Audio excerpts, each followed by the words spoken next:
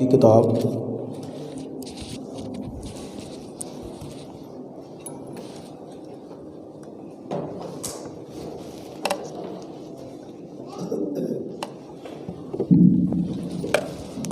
कुज़ात की किताब हम स्टडी करने को हैं और हमने इसका पहला चैप्टर किया था, लेकिन दोबारा से कुछ रिपीट कर देता हूँ।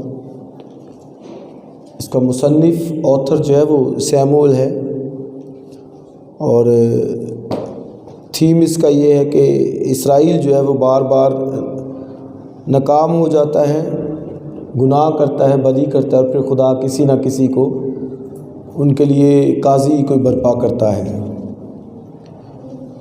काजी का मतलब इंसाफ करने वाले, जैसे आजकल जज होते हैं अदालतों के अंदर, तो उस वक्त चूँकि अभी कौम बनी थी तो खुदा ने फिर काजी उनके अंदर बर्पा किए जो इंसाफ करते थे।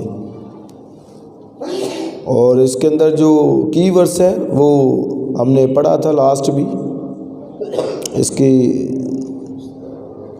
हाँ जी 17वें बाब की 6ठी आयत थी। 21 चैप्टर थे इसके और 618 आयत और वर्ड्स इसके थे 18,976, ये टोटल अल्फाज थे। और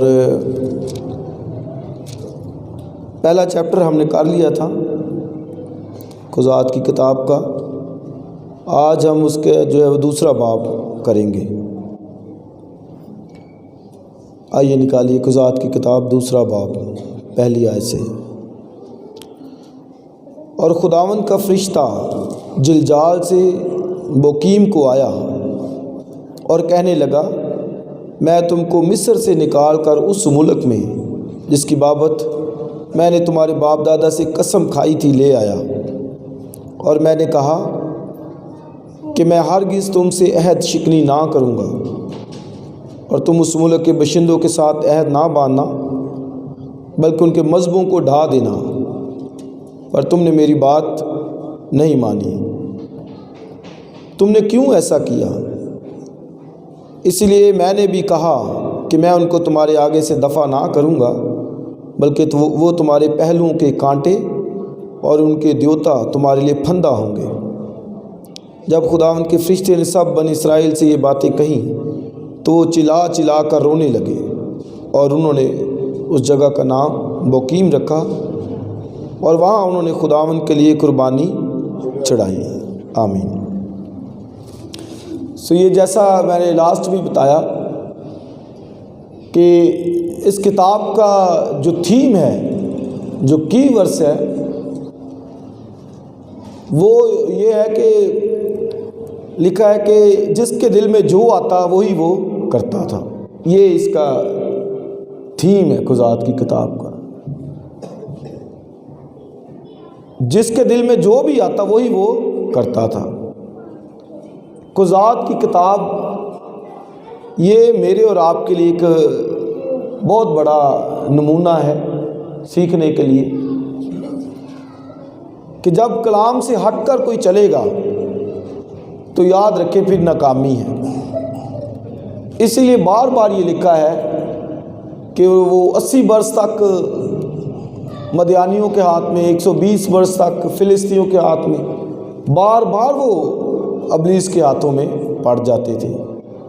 उन पर हुक्मरानी की जाती, अबलीस उन पर हुक्मरानी करता। तो वजह यही थी कि जिसके दिल में जो आता वो करता था। तो ये याद रखें कि जब ऐसा घरों के अंदर लगा ली साहब ऐसा होगा तो फिर नाकामी होगी, शिकस्त होगी। कलीसियाओं में भी यही असूल चलेगा कि जब अपनी मानमानी कोई करेगा, अपने थॉट्स, अपने ख्यालात, अपनी सोच को लेकर चलेगा, तो फिर यही हशर, इसी हशर से हमने सीखना है कि क्या हमने करना है, क्या हम कर रहे हैं। तो ये कुज़ात की किताब का सबसे बड़ा मकसद ये है कि ईमानदार इसको अपनी लाइफ के अंदर ले। घर के अंदर भी हैं, सीनियर अपने जो पेरेंट्स घर वाले उनके ताबे, चर्च के अंदर भी हैं लीडरशिप के ताबे, खादमों के ताबे रह कर जो है वो, ताकि खुदा की बरकत आए। तो ये बार बार आप जब हम पढ़ेंगे तो लिखा है कि जिसके दिल में जो आता वो कर। ये इसका मेन बहुत दफ़ा आएगा बीच में, बल्कि एंड भी इसी किताब को जब आप पढ़ें तो यही एंड वाली वर्स भी यही है। अगर देखें ज़रा आखिरी बाब इसका,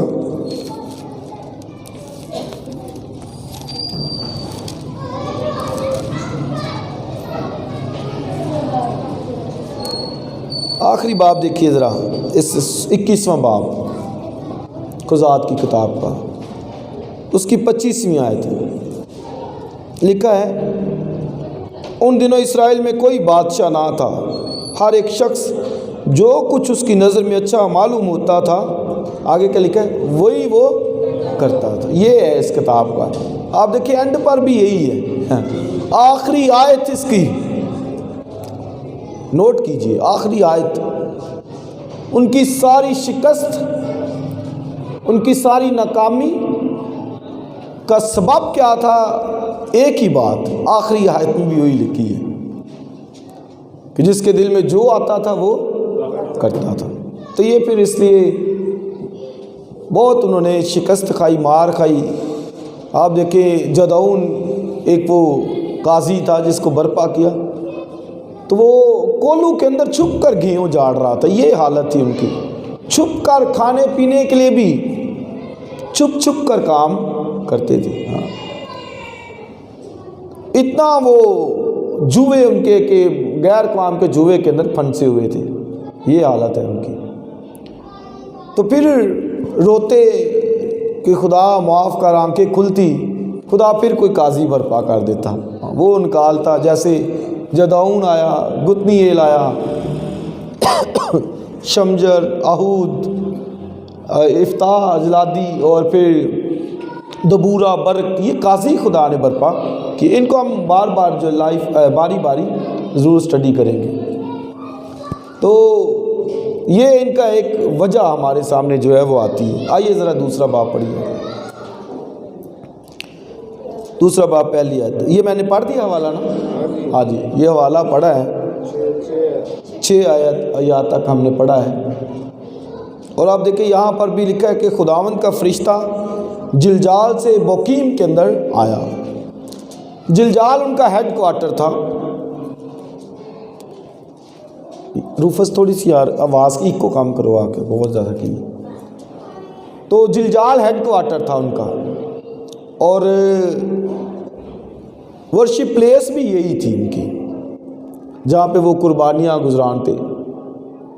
बाद में सैला भी उन्होंने सैला के मुकाम को भी चुना, जहाँ पे वो कुर्बानियाँ गुजरानते थे। तो आप देखेंगे लिखा है खुदावंद का फरिश्ता जिलजाल से बोकीम के अंदर आया। इसका मतलब जिलजाल के अंदर खुदावंद का फरिश्ता वेट उनका कर रहा था कि वो आए रिटर्न होके, यहाँ पे वो कुर्बानियाँ गुजराने। तो जब वो नहीं आए तो फिर जिलजाल से वो खुद बोकीम के अंदर गया, और फिर उनको ये सिखाया उसने। इसका लेसन हम यही लेंगे कि वो यहोवा खुदा खुद वेट करता है। और खुदावंद के फरिश्ते से क्या हम मुराद लेते हैं? एंजल ऑफ द लॉर्ड, खुदावंद का फरिश्ता। कई दफ़ा बाज़ लोग इसको खुदावंद यीशु मसीह से जो है वो तशबीह देते हैं कि ओल्ड टेस्टामेंट के अंदर खुदावंद का फरिश्ता से मुराद यीशु मसीह है, खुदा का बेटा, उससे मुराद वो लेते हैं। और मैं अक्सर ये कहता हूँ कि हो भी सकता है, क्योंकि वो अज़ल से है। हाँ, अज़ल से है, अज़ली अब्दी है। लेकिन ओल्ड टेस्टामेंट के अंदर, पुराने अहदनामे के अंदर खुदावंद के फरिश्ते से मुराद जो है वो यहोवा खुदा खुद है, क्योंकि वो खुदावंद के फरिश्ते के अंदर मैनिफेस्टेशन उसकी होती है, उसका इजहार होता, उसकी बॉडी में वो आता। क्योंकि हमारे पास जो गलतियों के खात्मे वर्स है वो लिखा है कि जब वक्त पूरा हो गया तो खुदा ने अपने बेटे को भेजा जो कुंवारी से पैदा हुआ। मसीह खुदावन अज़ल से है, अज़ली है, अब्दी है, खुदाए सालूस का दूसरा जो है वो अकनूम है वो असल से। लेकिन जब बॉडी के अंदर आया, जिस्म के अंदर, तो गलतियों खात में लिखा है कि जो कुंवारी से पैदा हुआ, जिस्म लेकर वो थ्रू मैरी यानी मुकद्दसा मरियम के जिस्म से वो दुनिया में आया है।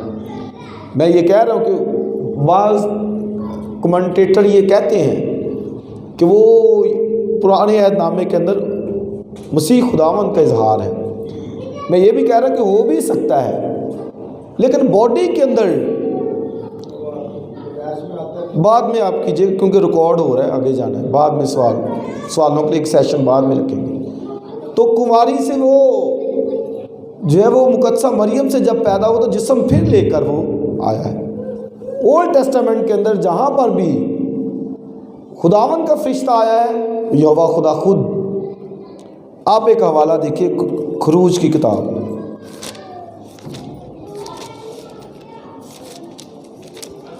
छठा बाब देखिए, 23वां बाब, खरूज की किताब 23वां बाब, उसकी 20वीं आयत।